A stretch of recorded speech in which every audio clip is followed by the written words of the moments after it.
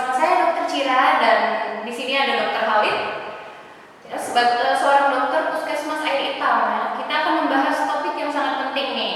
Topiknya adalah stunting dan bagaimana ASI bisa menjadi salah satu solusi untuk mencegahnya.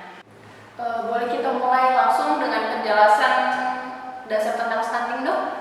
Boleh dong. Jadi stunting itu adalah kondisi di mana anak itu tinggi badannya tidak sesuai dengan tinggi badan anak pada seusianya. Nah, tidak hanya tentang tinggi badan, stunting ini juga berefek pada perkembangan otaknya yang mungkin tidak optimal. Nah, di sini berpengaruh pada kemampuan belajar, kemampuan nanti dia berprestasi, atau bahkan kesehatan mereka saat dewasa nanti. Wah, serius juga ya, Dok? Lalu apa sih penyebab utama stunting? Penyebab stunting sendiri itu multifaktor. Jadi banyak faktor yang mempengaruhi tentang terjadinya stunting. Namun yang utama adalah tentang kurangnya gizi yang diperoleh anak dalam 1000 hari pertama kehidupan, yaitu saat dalam kandungan hingga anak berusia 2 tahun. Namun ada faktor lain juga seperti infeksi berulang, ya, kemudian kurangnya sanitasi, atau dari pola asuh yang tidak tepat oleh orang tuanya. Dok, tadi kan sempat disebutkan 1000 hari kehidupan nih, Dok. Apakah itu periode yang krusial? Benar banget.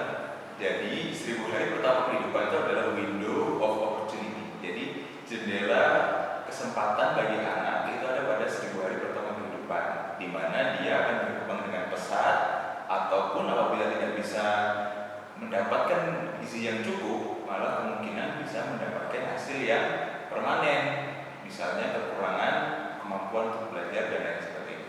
Lalu bagaimana ASI bisa berperan dalam mencegah stunting, Dok? ASI atau air susu ibu ini berperan sangat penting dalam perkembangan anak, terutama pada 6 bulan pertama anak tersebut. Ya, ASI ini merupakan suatu kombinasi dari nutrisi yang dibutuhkan oleh anak seperti protein, lemak, vitamin, dan juga mineral. Selain itu, dalam komposisi ASI tersebut juga mengandung zat imun yang nanti melindungi bayi dari infeksi yang sering terjadi, bisa seperti diare, ya, kemudian infeksi virus lainnya, itu dapat memperburuk kondisi gizi anak ke depannya. Jadi ASI tidak hanya memberikan nutrisi, tapi juga melindungi bayi dari penyakit ya, Dok? Tepat sekali. Jadi ASI ini tidak hanya nutrisi, dia nutrisi melainkan sekaligus dengan obat. Ya, jadi anak-anak yang mendapatkan ASI eksklusif selama 6 bulan pertama dilanjutkan dengan MPASI atau makanan pendamping ASI. Ya, kemudian dia memiliki resiko stunting yang sangat rendah yang dibandingkan dengan anak yang tidak dapat ASI dan MPASI. Nah, selain itu ASI juga sangat mudah dicerap oleh bayi sehingga dia gampang untuk ditelan oleh anak seperti itu. Nah, Dok, bagaimana dengan ibu yang mungkin mengalami kesulitan dalam memberikan ASI? Apa saran dokter?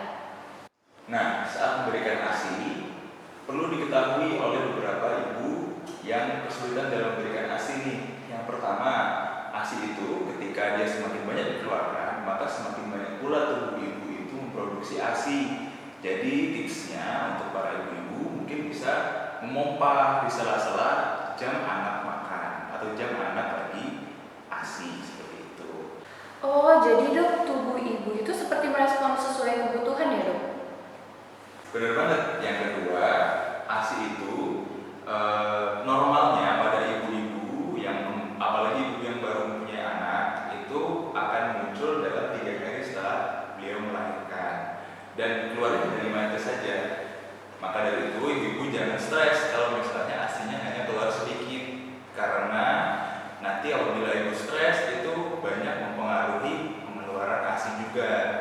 Nah, dengan demikian maka suami harus ataupun keluarga ya harus bisa membantu istri dalam emosional maupun dalam pekerjaan rumah tangga agar ibu bisa fokus menyusui dengan tenang. Berarti ibu harus tetap positif vibe ya, Dok? Benar banget. Jadi kemudian perlekatan bayi itu juga sangat berpengaruh pada pemberian ASI kepada anak. Nah, apa aja sih yang perlu diketahui tentang perlekatan bayi? Nah, ada 4 yang harus ibu ketahui ini tentang bagaimana bayi ini menempel pada ASI ibu. Yang pertama, dagu anak harus menempel pada payudara ibu. Jadi tidak boleh ada celah di antara dagu ataupun mulutnya dengan payudara ibu. Kemudian yang kedua, sebagian besar puting dari ibu harus menempel atau masuk kepada mulut bayi, terutama bagian bawah dari puting ibu ya. Kemudian yang ketiga, bibir bayi itu bagusnya terlipat ke arah luar. Ya, artinya tidak seperti ini.